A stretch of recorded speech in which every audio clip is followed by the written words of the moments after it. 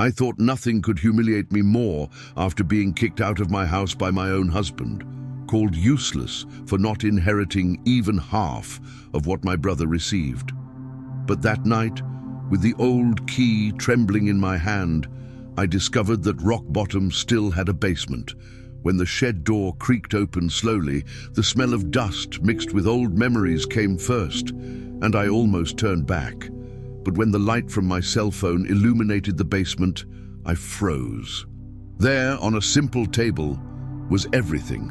A leather folder with my full name handwritten on it, a bundle of papers tied with red ribbon, yellowed photos of me as a child next to my grandfather, and, on top of everything, a folded letter with handwriting I would recognize even with my eyes closed. "To my true heiress," it said on the front. At that moment, I understood that my brother hadn't inherited the farm through merit, and that old dilapidated shed hid a secret capable of changing my life and exposing all the injustice done to me in front of the entire town. Before we delve into this amazing story, tell me which city and state you're watching from. Leave a comment and I'll reply with gratitude. And while you're at it, subscribe to the channel, turn on notifications and like this video. We want to share more stories like this. I thought I had already lost everything. Respect, my house, my marriage, my self-esteem, the last thread of dignity I was trying to hold on to while everyone repeated that my brother had received the farm by merit and that I was only good for inheriting an old, dilapidated barn that not even chickens wanted to live in.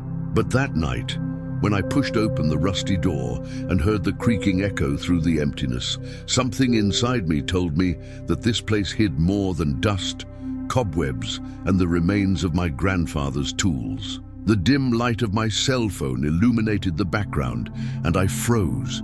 On a table, there was a leather folder with my name handwritten on it, a bundle of documents tied with red ribbon, old photos of me as a child hugging my grandfather, and on top of everything, a letter with handwriting I would recognize even with my eyes closed. To my true heiress. At that moment, I understood. The barn wasn't a punishment. It was the secret that would bury all the lies of my family. From a young age, I grew up hearing that my brother was the pride of the family, while I was the good girl to help Grandpa, as if that was synonymous with failure. He always received attention, gifts, opportunities, paid education, trips, and even applause for things he didn't even do properly. I, on the other hand, received chores. Tidy this, help with that, keep Grandpa company, bring medicine, clean the porch floor, cook, gather the small harvest from the yard. But deep down, I never complained. I felt that my grandfather liked my presence. He never treated me as a burden, as a nuisance, or as someone born to be a doormat. He said I had a root soul, that I was strong, that I understood the world's pain. And that's why, when he became more frail, I dedicated myself even more. I took care of him, spent afternoons listening to repeated stories, held his hand when the pains came, adjusted his pillow, put a blanket on his legs. And even so, when he passed away, I expected nothing but longing. But the day the will was read changed everything. The lawyer's office was cold, with that air of formality that already prepares you for injustice. My brother entered in a new suit and a smirk, as if he already knew what was guaranteed. My mother held a purse, as if she were carrying guilt. My husband beside me was already looking at me, as if he expected me to be embarrassed. And I just hoped it would be quick. When the lawyer cleared his throat and began reading, I felt my heart clench. I leave the main farm to my firstborn grandson. Everything there, the big house, the cattle, the equipment, the expensive machinery, the land worth millions. The lawyer continued, and my mother even gave a small, satisfied smile, as if to say, "He deserves it, not me. I never deserve anything." Then came my part. I leave the shed at the end of the road to my granddaughter, with all its structures and contents. Silence, a silence so heavy it made me feel smaller than the dust on the floor. My brother stifled a laugh, my mother averted her gaze, my husband squeezed my arm under the table and whispered, "You're not even good enough to inherit anything worthwhile."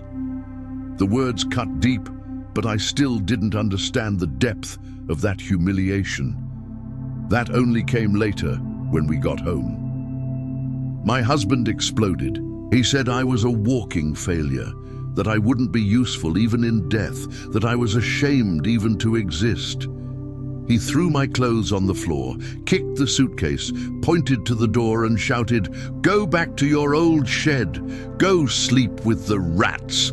That's where you belong." And I left. Not because I wanted to, but because at that moment I realized I had nowhere else to go. I left with my old suitcase and a photo of my daughter in my hand. The street seemed long, cold, filled with a painful silence. With each step I took, my chest burned. I wanted to cry, scream, kick, but I didn't even have the strength for that. I felt such a great emptiness that it seemed my soul had stayed behind, trapped in the room where I heard that my life was worth less than a piece of rotten wood. As I walked to the end of the road, past crooked trees, broken streetlights, and the distant sound of crickets, I remembered my grandfather telling me, "Not everything that seems small is truly small." At the time, I thought it was just the philosophy of a wise old man. But now, that phrase took on a different meaning. The shed was my last home, my last ground, my last thread of the world. And when I arrived there, the structure seemed about to collapse, as if it reflected exactly how my life was: old, tired, forgotten, cracked. But I didn't know yet that that shed was precisely the place where my grandfather had placed my salvation. The shed door was cold, almost hostile, as if resisting being touched. I ran my hand over the worn wood, feeling splinters and old memories, and for a second I wondered if I really had the courage to go in. But when you've already been kicked out of your home, humiliated in front of your own family, and labeled useless by the man who promised to protect you, entering a dark shed becomes the least of your battles. With the trembling key in my hand, I took a deep breath and turned the lock. The creak echoed as if I were opening an old wound. I used my cell phone flashlight to illuminate the interior. Entering, there was like entering a tomb of memories. Old boxes, barrels, tools, loose planks. The smell was of damp dust mixed with rust. Each step stirred up dust that made my eyes burn, and at the same time, a strange feeling ran through me. Why would my grandfather have left this to me? It didn't make any sense. I wasn't a farmer. I didn't understand cattle. I didn't know how to operate machinery. My brother, yes, he was always treated as the prepared one. So why? That's when I saw it. At the back of the shed, there was another door, small, simple, ajar, as if guarding something that no one else should touch. My heart raced. I approached slowly and pushed it open. The flashlight beam fell on something unexpected, a clean room. That's right, clean. No dust, no mold, no debris, as if it had been recently tidied up, as if it had been waiting for me.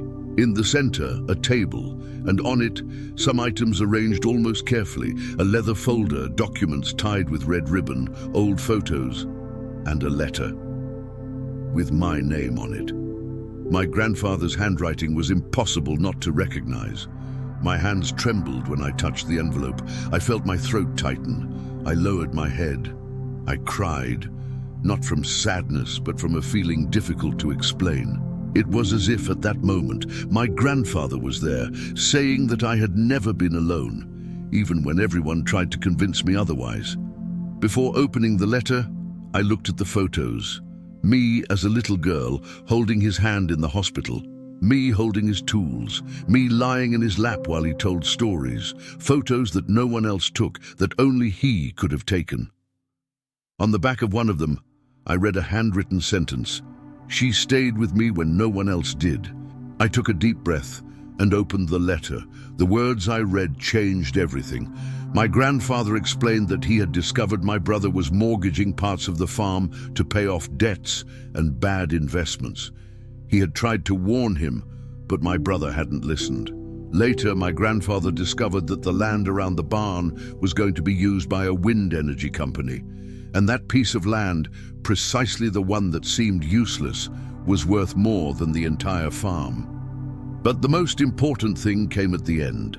My grandfather had made a second will, a more recent will, and in that one, the entire area, including future negotiations with the energy company, would be exclusively mine.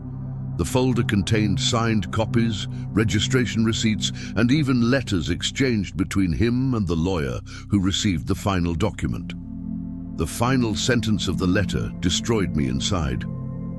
My granddaughter, you always took care of what no one else valued. That's why I'm leaving you what's most valuable. Seek out Dr. Anna. Trust no one else. I sat on the floor.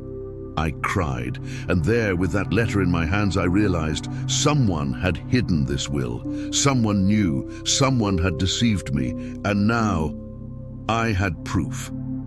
It was time to reveal the truth. The next morning, I woke up in the shed, my body aching, but my soul ablaze. I grabbed my briefcase, wiped my face, and headed to the neighboring town. When I knocked on Dr. Anna's door, she opened it with the expression of someone who had been expecting that moment. "Your grandfather told me you would come one day," she said. It was like hearing his voice for the second time. I showed her everything. She read every page, analyzed signatures, checked dates, verified official seals. The more she read, the more serious her face became. "This changes everything," she stated.